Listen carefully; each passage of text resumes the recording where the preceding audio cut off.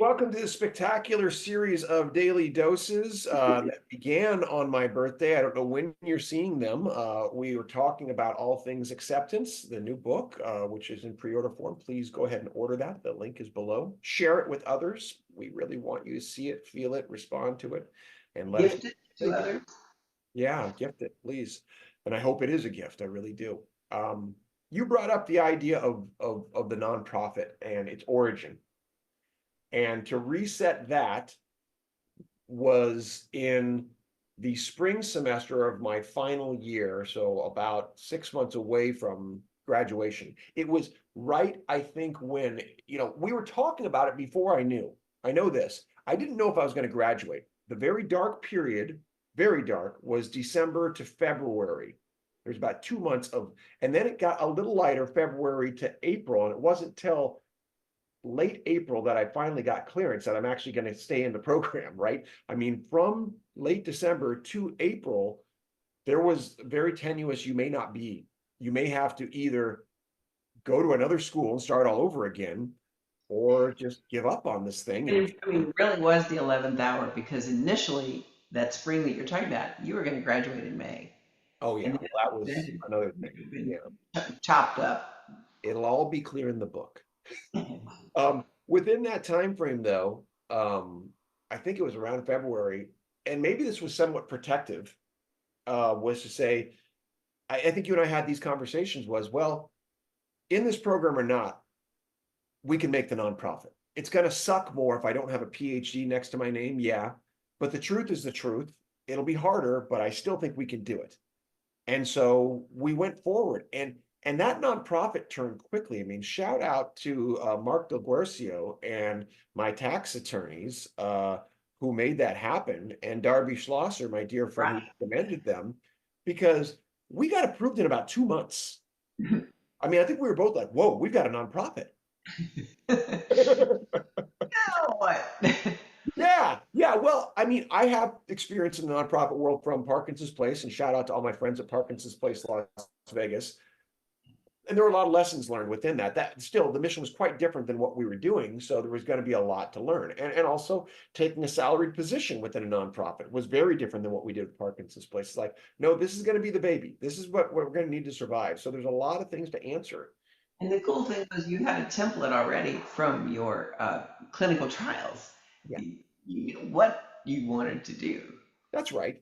We and that dates back, and again, this comes clear in the book, to you and me and Chip sitting around a table going, okay, is this a nonprofit or a for-profit? You knew the improv thing pretty strongly then. Day one was just at that time about to start. We didn't really know if that was going to be part of anything. But by the time, getting close to that, we still knew improv was very strong.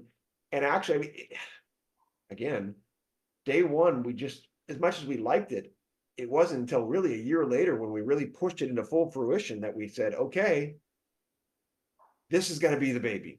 And now we know it is. So that, yeah, there it is. I mean, 6 months before graduation, that's the origin, you know. Yeah, and day one's become the flagship program of Yes, the conference. 100%. 100%. Yeah, yeah. And it's funny because of all the things we do. And you mentioned New Orleans at one point. We just spent the weekend with our good friends at the Davis Finney Foundation in New Orleans, and thank you. And it was awesome. And Kelly and BJ for all of everything they did too. Dear And Aunt Bill for everything she does. So the real kind of play to force was the improv there, which was fine. I didn't get to really present day one, and it killed. Improv just works. We know how to do it. We've done this for so long, and people love it. It's kind of a low hanging fruit. They get it, and hopefully it sets the table. That's kind of where we're at now. For if you love this, if you want more of it, if you're ready to start feeling and sharing, day one is the long road.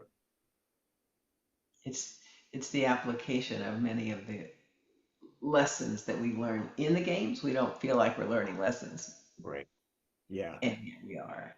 Improv and the hero's journey are gorgeous bedfellows. They Mhm. really are. I don't know what Joseph Campbell knew of the heroes of improv, and I don't know what Viola Spolin knew of the hero's journey. But boy, I think they would have liked each other a lot. Well, we've been playing in that space, that integrated space for a while, and we know how successful it is. In written form and in video form, we have lots of testimony. Well, dear, I hope you'll excuse me. It's time for me to go play on my birthday, which, again, we may be about a week removed from by the time everyone sees us. But you, please click that link. Share acceptance with others. It's a movement. It's more than a book. It really is, and we want people to be involved and to find, to hear, to share, explore, and share their stories for the betterment of all of us. Every Yeah, story we hear about us being a divided culture and a divided people, I feel through acceptance and through the hero's journey, we can take steps. They're not easy. They're not easy. I never, never, never want to promise that there's no silver bullet here. However, there's path, and there's a way that we can use the rock hammer. And I, Sherpa Andy, am happy to take you there. Thank you, dear BJ, for the gift to break us out of whatever prisons are holding us in.